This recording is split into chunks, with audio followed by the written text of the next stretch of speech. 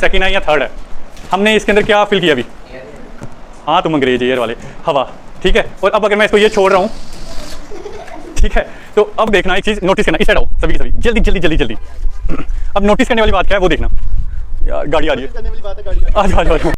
Rest में है तो वो रेस्ट में ही रहेगी जब तक कि उसका कोई एक्सटर्नल फोर्स यूज़ नहीं हो। और अगर कोई चीज़ मोशन में है तो वो मोशन में ही रहेगी जब तक कि इसके ऊपर कोई एक्सटर्नल फोर्स नहीं यूज़ हो। मतलब क्या है, जैसे ये मैंने मार्कर रखा है, अब ये मार्कर रेस्ट में है, ये रेस्ट में ही रहेगा जब तक इसको मैं ऐसे करके हिलाऊंगा नहीं, ये मोशन में नहीं आएगा। और अगर कोई चीज़ ऐसे चल रही है तो वो चलती ही रहेगी, तब तक नहीं रुकेगी जब तक कि इसके ऊपर कोई एक्सटर्नल फोर्स यूज़ ना हो। आई बात समझ नहीं आई? पक्का? और समझो इसके बारे में। अब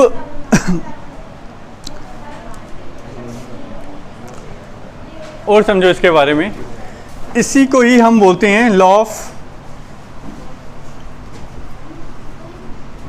इनर्शिया भी। कौन सा बोलते हैं? इसका मतलब ये है कि अगर मैं एग्जांपल ले लूँ आपके सामने, जैसे ये एक डस्टर की, अगर ये डस्टर यहाँ पे पड़ा हुआ है तो अगर हम इसकी मूवमेंट को थोड़ा, मतलब इसको अगर हम थोड़ा सा हिलाने की कोशिश करेंगे तो ये अपने आप को ना वहाँ पे रुकने की कोशिश करेगा, मतलब रेसिस्ट करेगा। जो वो रेसिस्टेंस पावर है ना, वो है इनर्शिया। वो क्या है? इनर्शिया। अब नेचुरली जिसका वेट कम होएगा उसका इनर्शिया कम होएगा, जिसका वेट ज़्यादा होगा उसका इनर्शिया ज़्यादा होएगा। यानी कि अगर मुझे किसी हाथी को धक्का मारना है और या फिर किसी बच्चे को धक्का मारना है तो दोनों के इनर्शिया में फ़र्क है। फ़र्क क्या है कि हाथी का जो वेट है वो ज़्यादा है तो उसमें क्या लगेगा, हमारा जोर ज़्यादा लगेगा, फोर्स ज़्यादा लगेगी। और बच्चे में उतनी फोर्स नहीं लगेगी, कंपेरेटिवली कम ही लगेगी, तो उसका इनर्शिया क्या होएगा? कम होएगा। अब मैं तुम लोगों को कुछ एग्जांपल्स देता हूँ जिसके थ्रू आप लोगों को ईजिली समझ आ जाएगा कि इनर्शिया, लॉ ऑफ इनर्शिया या फिर फर्स्ट लॉ ऑफ मोशन है क्या है। आई बात समझ? अब मेरी बात सुनो, जैसा मैंने तुम लोगों को समझाया, इधर पास आओ, पास पास पास पास पास पास पास और पास और पास। हाँ, अब आप लोगों को मैंने क्या बताया था कि कोई चीज़ अगर रेस्ट में है तो जब तक वो मोशन में नहीं आएगी तो इसका मतलब है कोई एक्सटर्नल फोर्स उसका भी यूज़ नहीं हुई है, तो उसमें फर्स्ट लॉ हमारा यूज़ नहीं हुआ है। अब ये पेड़ आप लोगों को दिख रहा है, छोटा पेड़, अब ये किस में है? रेस्ट पोजीशन में। किस में है? ये रेस्ट पोजीशन में। अगर मैं इसको ये ऐसे करके हिला रहा हूँ और इसके क्या गिर रहे हैं? पत्ते भी रेस्ट पोजीशन में थे। हालांकि हमने नीचे वाली जो इसका बॉडी पार्ट है जो कि किसके साथ टच है? ज़मीन के साथ है ना, उसको हमने हिलाया और ऊपर जो रेस्ट में थे पत्ते वो किस में आ गए? मोशन में आ गए। तो इसमें भी क्या यूज़ हुआ? आपका इनर्शिया। तो ये किसकी एग्जाम्पल है? First law of motion. आई बात समझ नहीं? और भी देते हैं हम एग्जाम्पल, काट देने से भी स्टार्ट होगी, ठीक है। अब देखो मेरी बात ध्यान से समझना। समझने वाली बात यह है कि ध्यान से मेरी तरफ देखना और मेरे से ज़्यादा किसकी तरफ देखना है? ये पीछे वाले भाई की तरफ, ठीक है। तो तुम लोगों ने दो चीज़ें नोटिस की होगी। जब मैं इसे चलाने लगा तो ये भाई क्या हुआ? पीछे की तरफ हुआ बेंड पीछे की तरफ, ये नहीं। तो इसका मतलब ये है कि जब ये गाड़ी आगे की तरफ, पहले ये क्या था? रेस्ट में था। ये किस में था? रेस्ट में। तो जब मैंने इसे मोशन में लाया, यानी इसका जो नीचे वाला पोर्शन था, जब वो मोशन में आया तो ऊपर वाली अपर बॉडी क्या होगी? क्या होगी? अपर बॉडी पीछे की तरफ बेंड हुई, ठीक है। वही अगर मैं अब एक चीज़ और देखना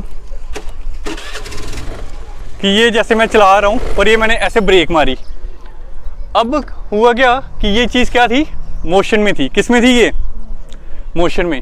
तो जब वो चीज़ मोशन में थी और उसके बाद में ये रेस्ट में गई तो हुआ क्या? ये आगे तरफ किस में हुआ? ये बेंड हुआ।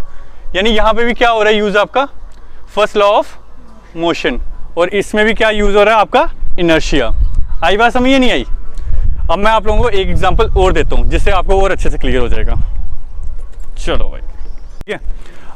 अब मैंने आप लोगों को एक एग्जांपल बताई थी जिसमें मैंने बताया था कि मास के ऊपर डिपेंड करता है, यानी वेट के ऊपर डिपेंड करता है कि इनर्शिया इसमें ज़्यादा लगेगा या कम है इसमें, ठीक है। यानी फोर्स ज़्यादा लगेगी या कम है, कि हर किसी के वेट के ऊपर डिपेंड करता है कि इनर्शिया इसमें ज़्यादा है या कम है। अब कैसे पता चलेगा? ये देखो, अब ये क्या है आपके सामने?